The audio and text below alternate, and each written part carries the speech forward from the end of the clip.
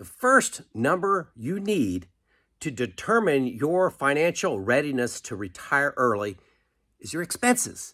So many people contact me and say, I've got $500,000, this much of a pension, this much Social Security. Do I have enough to retire? And I reply back all the time, depends on your expenses, okay? Some people spend $50,000 a year, some people spend $200,000 a year. What lifestyle do you want to have? What lifestyle can you afford? So I thought I would today go through how I determined what I thought my expenses were going to be in retirement and what they actually turned out to be. Been getting a lot of questions on this, and I think it's always good to use a real example. And these are real numbers that I use inside my spreadsheets and use inside my new retirement program. Okay, so let's get into that. This is my planned retirement budget. Came out to be $8,000 a month, and I round things off. Okay, so that's $96,000 a year. So in 2018, the year before I retired, I'm going through some easy cuts, looking at hey, here's my income, and I don't need to save any more money in retirement. It'd be nice to, but I don't need to get rid of the savings. Get rid of how I'm supporting my kids. Are you paying their cable bill? Are you paying their insurance? Are you paying for their cell phones and things like that? Probably could make a whole other video on that. But it's really pretty easy to take your existing budget and say, this is, draw a line through those things that aren't going to happen in retirement. And I arrived at this $8,000. So that was my plan going into retirement. Okay, actual retirement spend. And I'm calling this base, and I'm going to talk about that in a second.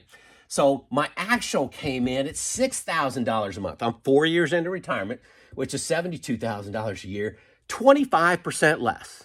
To me, I hear this a lot. Maybe not as high as 25%, but people's plan for retirement and what they're actually spending in retirement ends up being a different number. Remember, this is my base number, okay? When I say base, that is, in an average month when we're not doing any extensive travel, extensive expenditure, kind of like living those go-go years, what do we live on? And it's around 6,000. Some months are less, some months are high.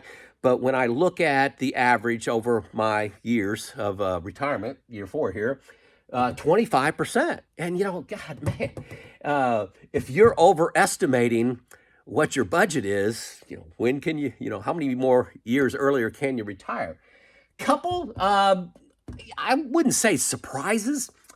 I guess I got to say surprises, and maybe it's laziness, is, when I was working, I was busy. And I'm planning on retiring. I've got a job, and I got a lot of things going on.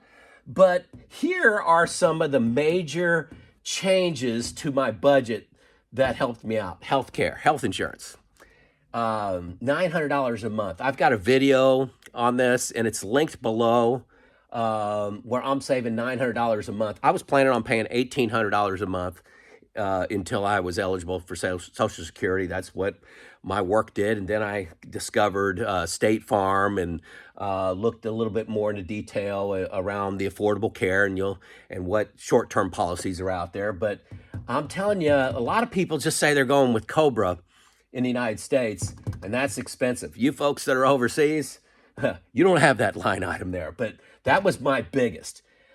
Here is a surprise, and this is embarrassing. But our second car, we have 2 cars. Lisa has a car, I have a car. But I was driving 11 to 12,000 miles a year on my second car, and I don't drive 2,000 on that second car now. I'm not going to work. I'm not going to work functions. I'm not going to social events associated with work. And that adds up. Not only gasoline, but tires, windshield wipers, oil changes. I am driving, 2,000 miles instead of 12,000. That's 10,000 miles less a year. That's a lot of money. I don't see that coming in, just maintenance and things on a car.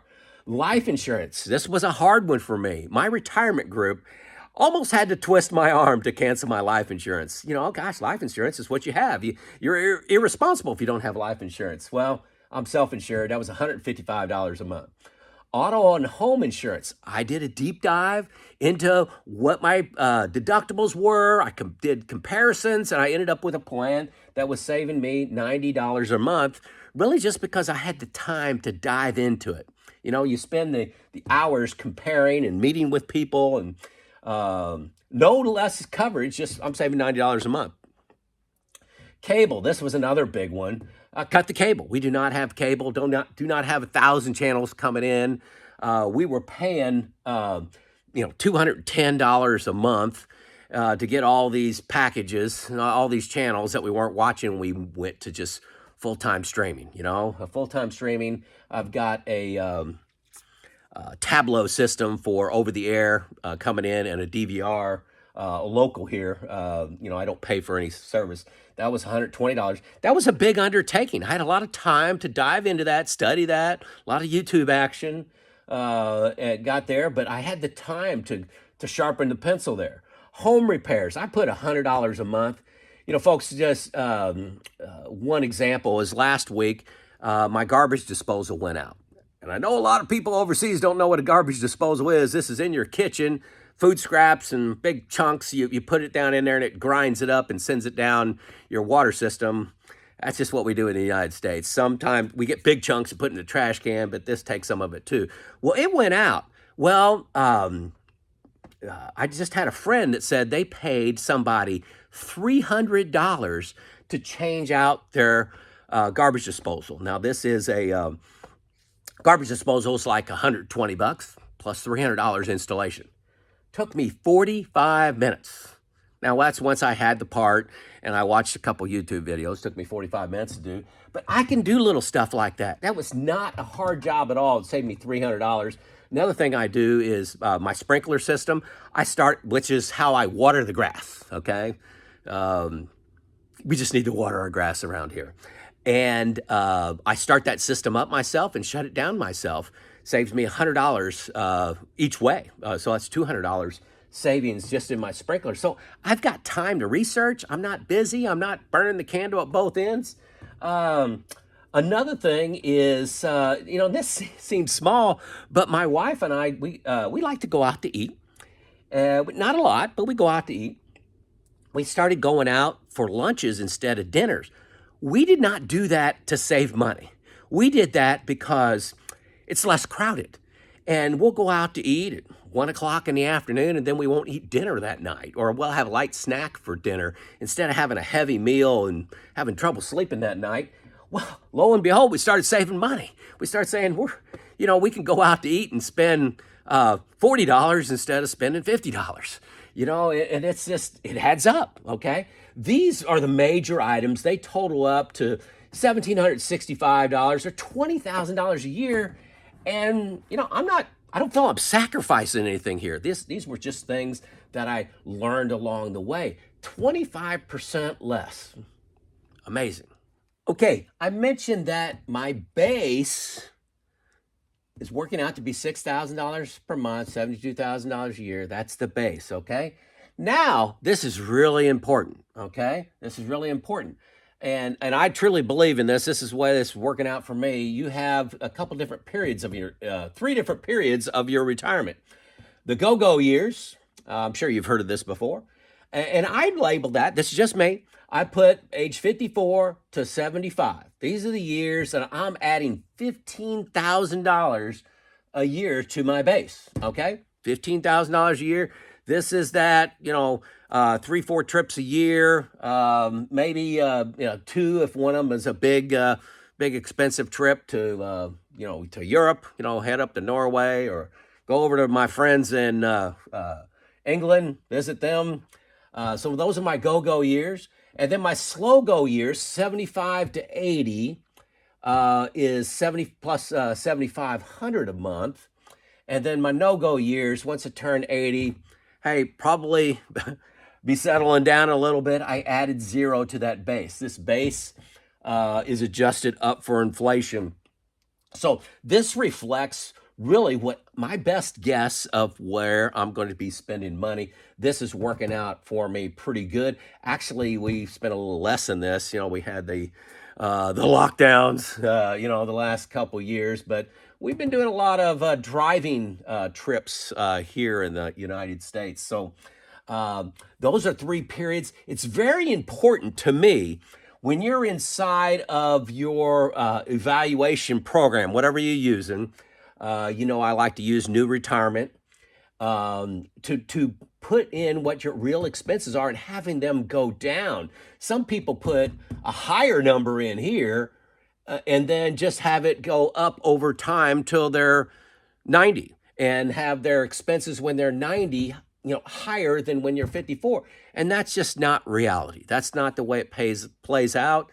Everybody tells you this. My mom and dad are 86 and 84, and they're definitely down here in this category. Okay, it's not that they're healthy too, and so many people, you get to be around 75, you start to slow down a little bit. If you're lucky, it's out at 75.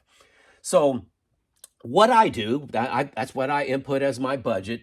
I do a quarterly evaluation. So once a quarter, I am not one of those people that I save all the receipts, but I don't log all the receipts into something like Quicken and say, we bought too much gas today or this week.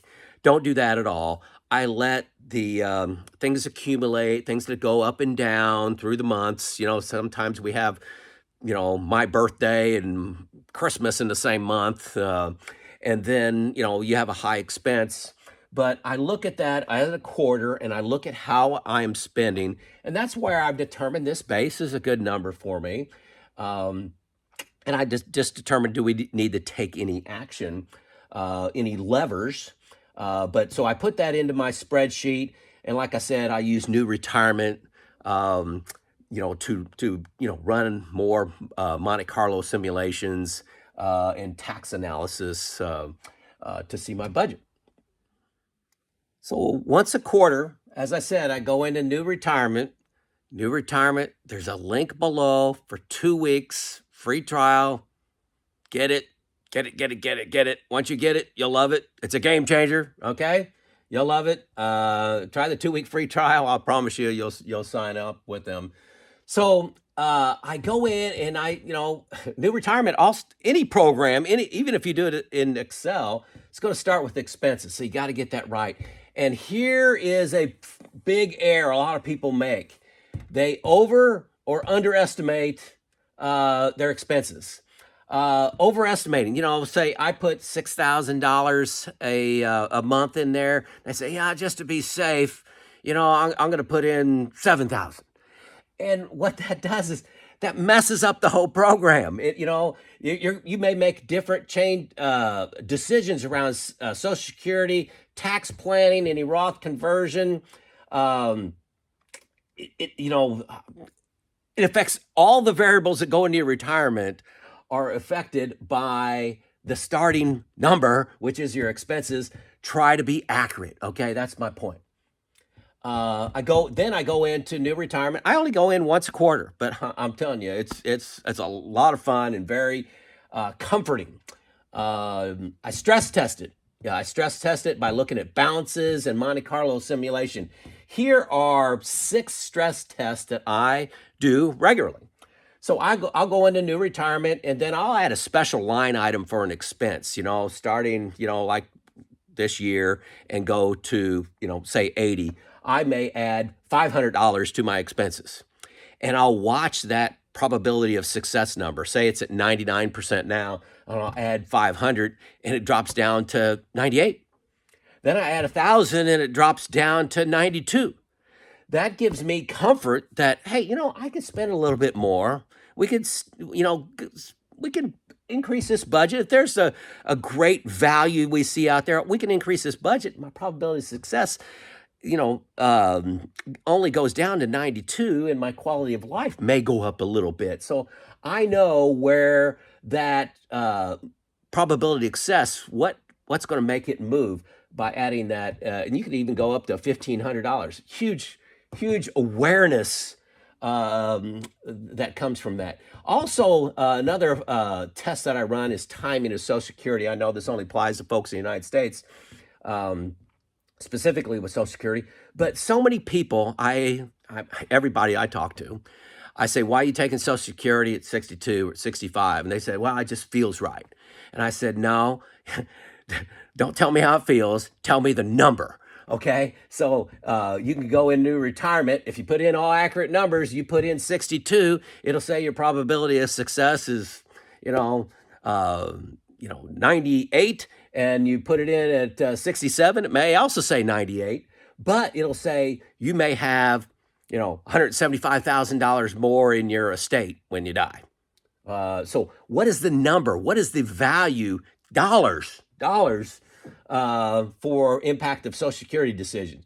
Tax planning. Again, if you overestimate your spending, you may be in a different tax bracket because of that. A lower one where you should have done more Roth conversions. So this is, I talk to everybody about this, their tax plans. So many people just think about this year's taxes. They don't think about taxes 10 years, 15 years down the road. Decisions you make now are massive. So be accurate, okay? Rates of return.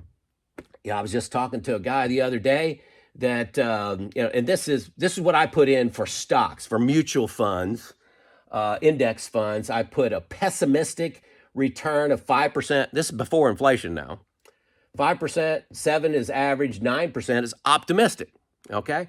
5, 7, 9. I think that's pretty accurate for me. That's just what I reading the tea leaves. I'm not telling you put that in, but I've talked to people that put in 2, 3, and 4 there, just to be on the low side, to be on the conservative side. Well, if you put in 2, 3, and 4, that's going to completely blow up your tax planning. You're going to make completely different decisions than if you put something in here that's more realistic. Realistic is what's the key. And then I also vary inflation. I may put in 3% inflation. I may put in 5% inflation. May put in 7% inflation, just to kind of see what does that do to my savings balances, my Monte Carlo simulation, and my probability of success. And another one, and this doesn't apply to everyone, but so many people think about, their longevity, and they put in 90. Another guy I talked with this week put in 95. Most people get that, longevity, what I put in. But, people with Social Security and a pension need to think about an early death. If one person has the pension and they only have like 50% surviving spouse, that's quite a hit to lose 50% of your pension, lose a percentage of your Social Security, and you're filing taxes as an individual now. So how does that impact your taxes up here, tax planning? So those are some things I play around with. Early death doesn't apply to me too much because I have a very small pension, but Social Security is an impact. If I were to die, my wife gets my Social Security and loses hers, but early death is something you need to stress test. So that's what I do on a quarterly basis. All starts with expenses. You got to be accurate. If you overestimate or underestimate for some reason, you screw up all your stress testing. So don't do that. Okay? All starts with expenses. This is Joe out.